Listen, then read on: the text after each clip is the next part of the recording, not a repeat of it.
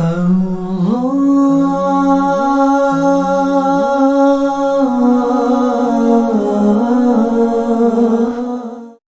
انتہائی محبت کرنے والا ہے. کشف المعجوب کے اندر اپنا واقعہ بیان کیا ہے.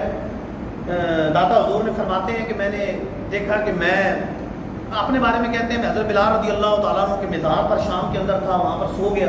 خواہ میں نے سرکار کی زیارت کی. میں نے دیکھا کہ سرکار علیہ السلام مکے میں وہاں پر کعبہ شریف کے پاس موجود ہے, وہاں باب السلام سے تشریف لا رہا ہے. داتا حضور فرماتے ہیں تو میں نے دیکھا کہ ایک بزرگ شخصیت آپ کی اس طرح گود میں موجود ہے, ان پہ بڑی شفقت فرما رہا ہے, بہت زیادہ شفقت فرما رہا ہے. تو میرے دل میں خیال ہے کہ یہ کون ہے جن پہ حضور اتنی شفقت فرما رہے ہیں, اتنی شفقت کر رہے ہیں. تو سرکار علیہ السلام قلبی حالت پہ مطلع ہوئے اور فرمایا علی علی علی اجویری داتا حضور, علی یہ تمہارے اور تمہاری قوم کے امام ابو حنیفہ ہیں. تو داتا حضور فرماتے ہیں کہ میں بیدار ہوا تو میرے دل میں آیا کہ امام اعظم ابو حنیفہ بڑی بلند و بالا ہستی ہیں کہ جنہوں نے سرکار کی شریعت کے لیے اپنی ہستی کو مٹا دیا, قرآن و حدیث سے مسائل کا استنباط کر کے پوری امت کی رہنمائی کی. وہ ہستی ہیں کہ جنہوں نے اپنی ہستی کو مٹا دیا, اس طرح مٹا دیا کہ گویا کہ خواب کے اندر اشارہ ہو رہا ہے کہ ابو حنیفہ خود نہیں چل رہے, ہم خود انہیں چلا رہے ہیں. یعنی حضور نے گود میں اٹھایا ہوا ہے تو گویا کہ یہ اشارہ دے رہے, داتا حضور فرما رہے ہیں, خواب کی تعبیر بیان کر رہے ہیں, کہہ رہے ہیں ایسا لگ رہا ہے کہ حضور یہ اشارہ فرما رہے ہیں کہ امام ابو حنیفہ خود نہیں چل رہے, ہم خود انہیں چلا رہے ہیں. تو جتنے اولیاء اللہ ان کی سیرت پڑھے, خواجہ غریب نواز امام اعظم کے مقلد, داتا حضور امام اعظم کے مقلد ہے, پیر میر علی شاہ صاحب داتا امام اعظم کے مقلد ہیں. آپ اولیاء اللہ کی سیرت دیکھیں, غوث پاک رضی اللہ تعالیٰ نے امام احمد بن حنبل کے مقلد, سارے اولیاء آپ کو مقلد ملے, تقلید کرنے والے ملیں. کوئی اللہ کا ولی خود اگر مجتہد نہیں ہے تو آپ کو مقلد نہیں ملے, غیر مقلد نہیں ملے. کوئی اللہ کا ولی آپ مجھے بتائیں خواجہ غریب نواز کہیں فلاں غیر مقلد ہے, نہیں مقلد تھے.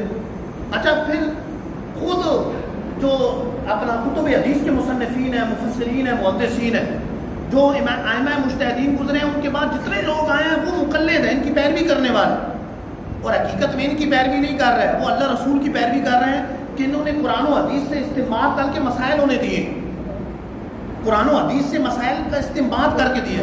کہ ڈائریکٹ ہر بندے کی اتنی طاقت نہیں ہے کہ قرآن و حدیث سے استنباط کر سکے, استدلال کر سکے, ڈائریکٹ نکال سکے.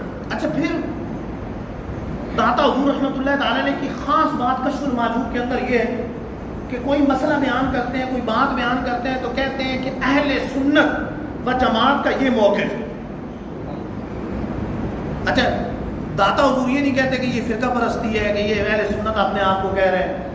کوئی موقف بیان کرتے ہیں, ایک جگہ نہیں, دو جگہ نہیں, 30 جگہ, اور اس کو حقانیت کی دلیل قرار دے.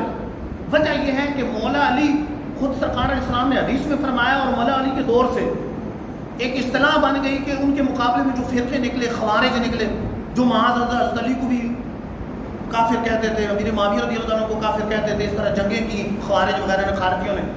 تو ان کے مقابلے میں پھر جو مسلمان تھے وہ سنی کہلائے, اہل سنت کہلائے, اور سرکار کی حدیثیں بھی اس بارے میں موجود.